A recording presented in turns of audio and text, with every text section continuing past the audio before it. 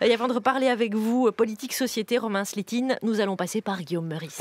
Oui, écoutez, nous sommes à quelques semaines du premier tour de la présidentielle et il y a énormément de Français qui ne savent pas encore pour qui voter. La question qui se pose aujourd'hui, c'est donc qui sera opposé à Jean Lassalle au second tour? Parce que ça, on le sait, il a dit, pour lui c'est acté, il est à 98% d'intention de vote selon un sondage Jean Lassalle pour Marijuana Magazine.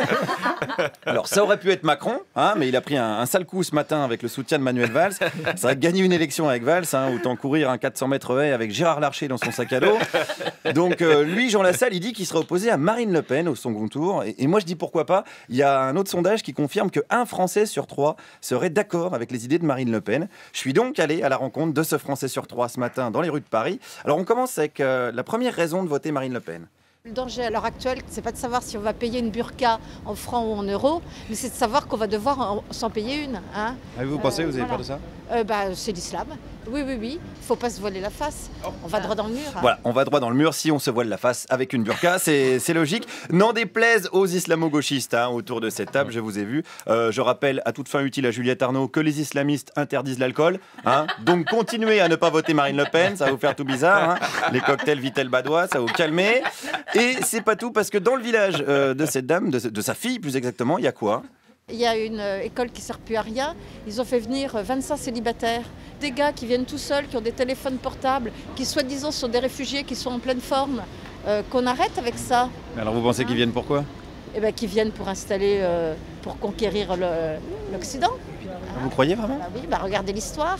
Reprenez Poitiers, reprenez tout ça. Vous pensez qu'on est dans la même situation que sous Charles Martel? Absolument. Et Charles Martel, il est plus là en plus, on est bien dans la merde. Aujourd'hui, c'est Philippe de Villiers. Et 13 siècles de consanguinité, ça use. Moi, je vous le dis.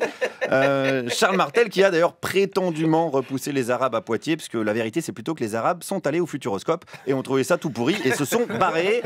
Alors, elle a peur, elle vote Le Pen, mais elle reconnaît des qualités à ce gouvernement. Tout n'est pas négatif dans Hollande, et pourtant Dieu sait que j'aime pas la gauche, mais le meilleur ministre de la Défense qu'on ait jamais eu, c'est Monsieur Le Drian, et ils ont remis un régiment...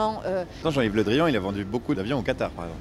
Oui, peut-être, il a vendu beaucoup d'avions au Qatar, mais ils savent très bien qu'il faut renforcer l'armée. Voilà, l'armée du Qatar, essentiellement, qui finance donc les islamistes à qui l'on fait la guerre en envoyant l'armée française. Vous voyez, vive le ministère de la Défense, qu'on appelle aussi le business plan de Serge Dassault.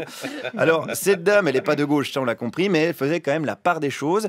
Alors, en revanche, j'ai rencontré un monsieur qui n'est pas de gauche, mais alors pas du tout, et depuis très longtemps, au point de péter des télés quand il voyait qui? Parce que c'est avec Georges Marchais, 2 télés j'ai pété à cause de ça.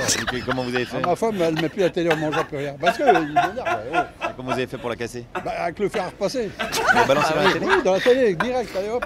Arrêtez les conneries. Il ne faut pas balancer des fers à repasser dans la télé. Je m'en fous, moi. La télé, j'ai cassé. Et qu'est-ce qu'il avait dit, Georges Marchais, pour vous énerver à ce point-là? Il y a une connerie qu'il racontait. Parce que moi, je suis de la droite. Ça, on avait compris. Alors, j'ai pas osé lui parler de Mélenchon, parce que ma passion, c'est pas vraiment de me prendre des fers à repasser dans la gueule. Mais il y a un ras-le-bol, c'est vrai. Par exemple, ce monsieur, pourquoi il va voter Le Pen? Parce qu'on a tout essayé, et des promesses, en veux-tu, en voilà, et puis en finale, il n'y a rien. Mais alors du coup, Marine Le Pen aussi, elle fait des promesses, finalement. Pourquoi elle les tiendrait, les siennes? On verra. Ça, c'est ce qu'on appelle un procès d'intention. Qu'est-ce qui vous plaît dans son programme, ça? Le changement, qu'est-ce que vous voulez, La sortie de l'euro, c'est qu'elle veut sortir de l'euro?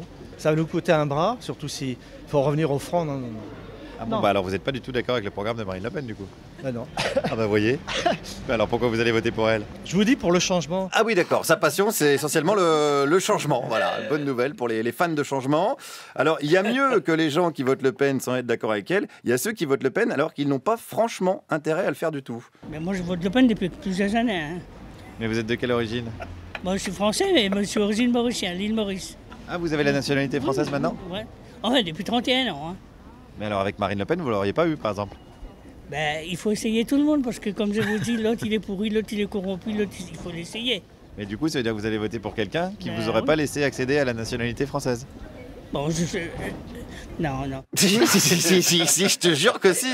On dirait un diabétique qui vote pour du caramel. C'est compliqué à tenir comme position. Mais il y a encore mieux. Il y a le Français d'origine tunisienne qui pense que la solution, c'est... Faut faire virer les Asiatiques. C'est les Asiatiques qui ont foutu la merde. Est-ce que c'est pas du racisme anti-asiatique? Non, c'est pas du racisme. Si, sans dé, on reconnaît. Et c'est ça qui prouve d'ailleurs l'égalité parfaite entre tous les êtres humains de la planète, mettant un coup final à toute justification du racisme. La connerie humaine est bel et bien universelle. Merci Guillaume Meurice-Thorez.